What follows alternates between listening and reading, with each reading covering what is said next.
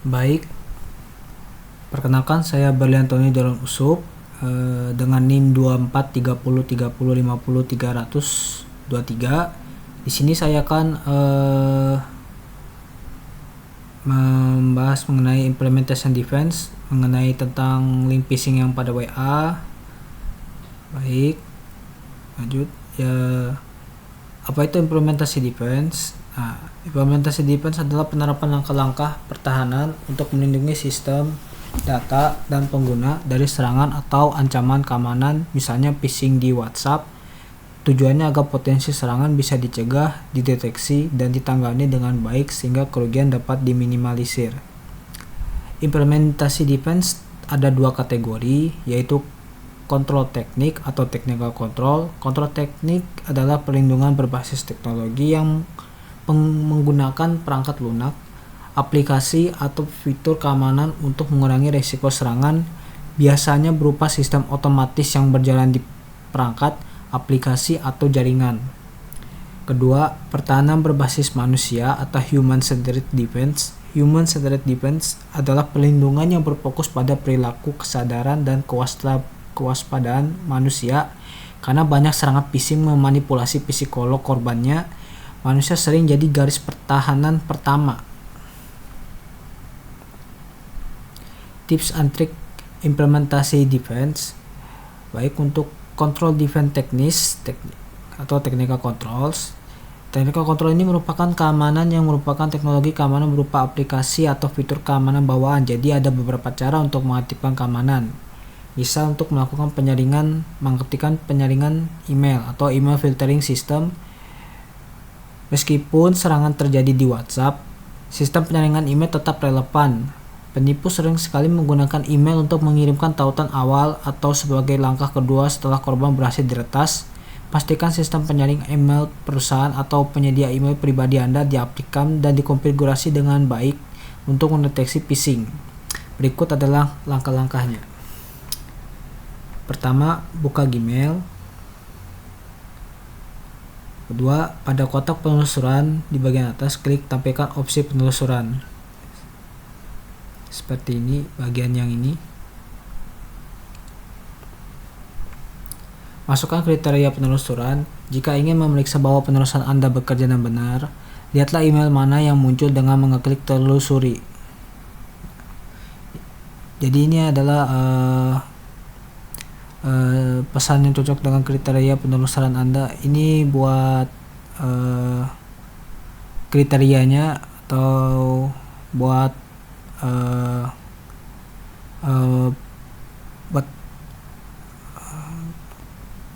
jadi ini untuk memeriksa penelusuran. Misalnya ada email apa gitu, diketik di sini, terus dipilih mau diapain filter di emailnya, apa jadi kategori misalnya sebagai sudah dibaca atau bintangnya apa, akan otomatis dideteksi seperti di sini ada pilihan ini. Terus bisa dipilih hapus, misalnya emailnya apa yang mau dihapus, terus jangan kirim ke spam, terus ini bisa untuk menandai yang penting. Terus ini juga untuk memfilter bagian sini, terapkan juga filter pada yang cocok. Nah, setelah itu di bagian bawah jendela ini penelusuran ini, klik buat filter, ada di bagian sini.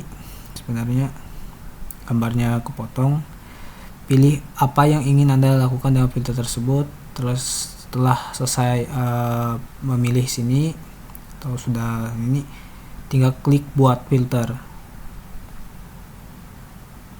Baik, untuk selanjutnya pemeriksaan reputasi URL atau URL reputation checking. Pemeriksaan reputasi URL adalah proses untuk menilai apakah suatu tautan URL aman atau berbahaya sebelum dibuka. Sistem ini bekerja untuk membandingkan URL yang ingin diakses dengan basis database URL berbahaya atau menggunakan teknologi analisis real time.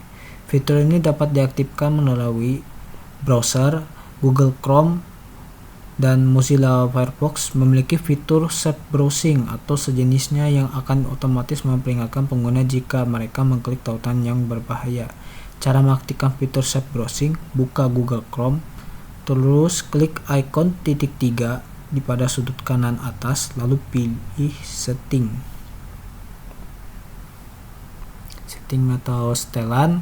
Nah, setelah kalian telah memilih ngeklik setelan, maka akan dibawa ke settingan Google Chrome. Di menu sebelah kiri pilihlah privasi dan keamanan yang ini, lalu pilih keamanan yang ini, lalu pilih yang ini, lalu pilihlah tingkat perlindungan yang ingin Anda gunakan seperti perlindungan standar atau perlindungan yang ditingkatkan. Nah, lalu untuk aplikasi keamanannya, nah, aplikasi keamanan atau antivirus yang dilengkapi dengan fitur pemeriksaan URL secara real time menyediakan tautan berbahaya dari pesan WhatsApp. Contoh aplikasinya seperti Avast Mobile Security yang memindai perangkat secara real time dari virus malware serta memiliki fitur proteksi web untuk situs berbahaya. Lalu Norton 360 menawarkan perlindungan komprehensif dari malware atau ancaman siber, termasuk fitur deteksi penipuan dan proteksi web. Terus Bitdefender yang menyediakan alat pemeriksaan tautan yang dapat menganalisis URL dan pendeteksi ancaman seperti phishing. Lalu Malwarebytes direkomendasikan untuk memindai perangkat dari malware dan perlindungan dari ancaman berbahaya. Lalu fitur keamanan peramban atau browser security fitur. Nah, edukasi pengguna untuk memanfaatkan fitur keamanan peramban secara maksimal ini mencakup peringatan situs tidak aman. Pastikan pengguna tidak mengabaikan peringatan saat peramban mendeteksi situs web yang berpotensi berbahaya. Ini terjadi kalau misalnya kita mengeklik link-link yang berbahaya, maka akan muncul peringatan. Inilah fungsinya security fitur. Pembaruan otomatis. Pastikan peramban selalu diperbarui ke versi terbaru untuk mendapatkan perlindungan keamanan terkini. Inilah fungsinya supaya seperti fitur supaya memastikan bahwa fitur aplikasinya itu websnya atau apapun itu sudah update atau belum gitu. Untuk memastikan itu sudah update atau belum. Lalu masuk ke autentikasi multifaktor atau MFA. Nah, MFA adalah metode keamanan yang mewajibkan pengguna melalui lebih dari satu lapisan verifikasi saat login ke akun. Bukan hanya username dan password, tetapi ada faktor tambahan agar akun lebih sulit diretas. Nah, cara mengaktifkan MFA. Jika ingin mengaktifkan MFA pada WA, bisa diaktifkan dengan langkah-langkah berikut. 1. Buka WhatsApp. 2. Klik titik 3 pojok pada kanan atas, lalu klik pengaturan. Lalu klik akun. Setelah itu verifikasi 2 langkah, klik ini, lalu ketuk, lalu aktifkan.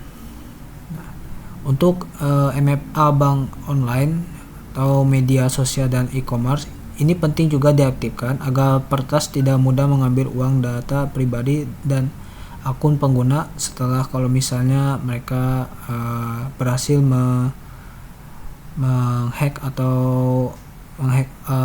dari WA kita, mereka bisa ngeretas ini. Jadi ini buat jaga-jaga.